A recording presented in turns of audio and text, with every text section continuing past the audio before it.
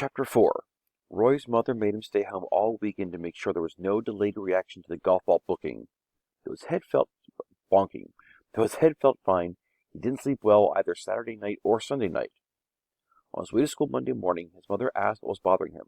Roy said it was nothing, which wasn't true.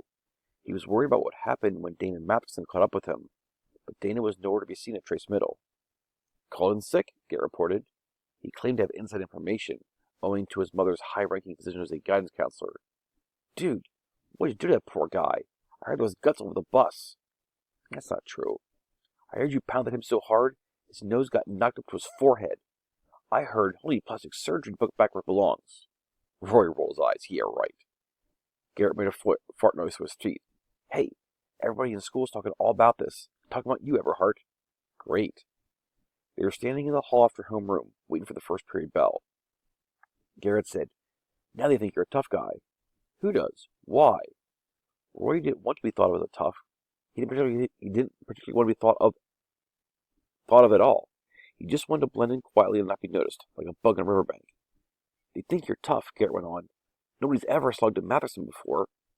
Apparently, Dana had 3 older brothers, none of whom was remembered fondly at Trace Middle. What'd you put in your apology letter? Dear Dana, I'm sorry I thumped you. Please don't break every bone in my body. Leave me one good arm so I can feed myself.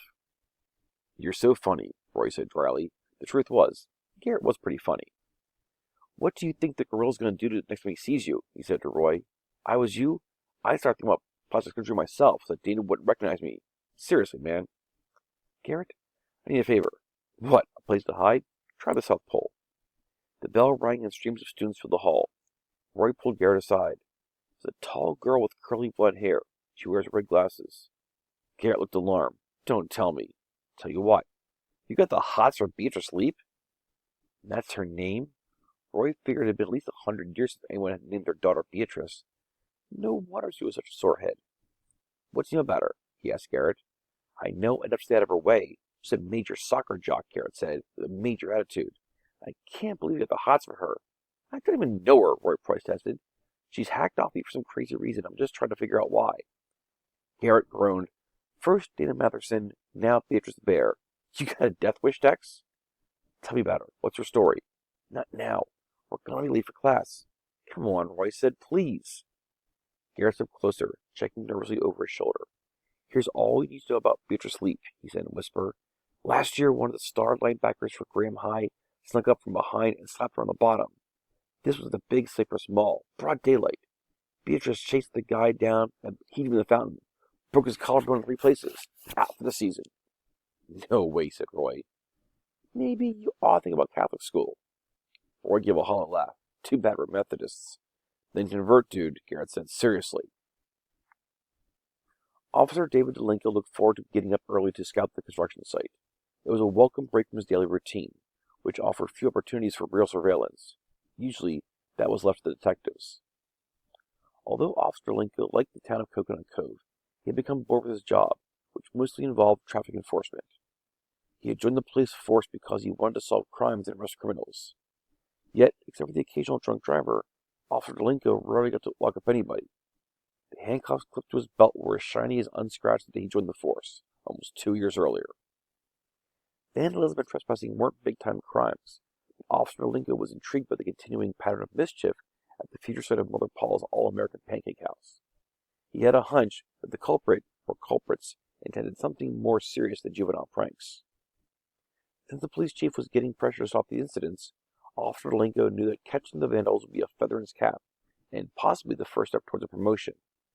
His long-term career goal was to become a detective, and the Mother Paula case was a chance to show he had the right stuff. On the first Monday after the alligator episode, Officer DeLinko set his alarm clock for 5 a.m. He rolled out of bed, took a quick shower, toasted himself a bagel, and headed out for the construction site. It was still dark when he arrived. 3 times he circled the block and saw nothing unusual. Except for a garbage truck, the streets were empty. The police radio was quiet as well. Not much happened in Coconut Cove before dawn. Or after dawn, for that matter, Officer DeLinko mused. He parked the squad car next to Leroy Brandt's work trailer and waited for the sun to rise. It promised to be a pretty morning. The sky looked clear, with a rim of pink in the east. Officer DeLinko wished he brought a thermos of coffee, because he wasn't accustomed to getting up so early. Once he caught himself sagging behind the steering wheel, so he slapped briskly his cheeks in order to stay awake. Peering through the fuzzy early morning gray, Officer Linko thought he saw movement in the open field ahead of him. He flicked on the squad car's headlights, and there, on a grassy mound marked by a freshly planted survey stake, stood a pair of burrowing owls. Fairly hadn't been kidding. These were the dinkiest owls that Officer Linko had ever seen, only 8 or 9 inches tall. They were dark brown with spotted wings, whitish throats, and piercing amber eyes. Officer Linko wasn't a bird watcher, but he was intrigued by the toy-sized owls. For several moments they stared at the car, their big eyes blinking uncertainly. Then they took off, chattering to each other as they swooped low over the scrub. Hoping he hadn't scared the birds away from their nest, Officer Linko turned off his headlights. He rubbed his heavy eyelids and propped his head against the inside of the car window. The glass felt cool against his skin. A mosquito buzzed around his nose, but he was too sleepy to swipe at it. Soon he nodded off, and the next thing he heard was the radio crackle of the dispatcher's voice, routinely asking for his location. Officer Linko fumbled for the microphone and recited the address of the construction site. 10-4, the inspector said, signing off.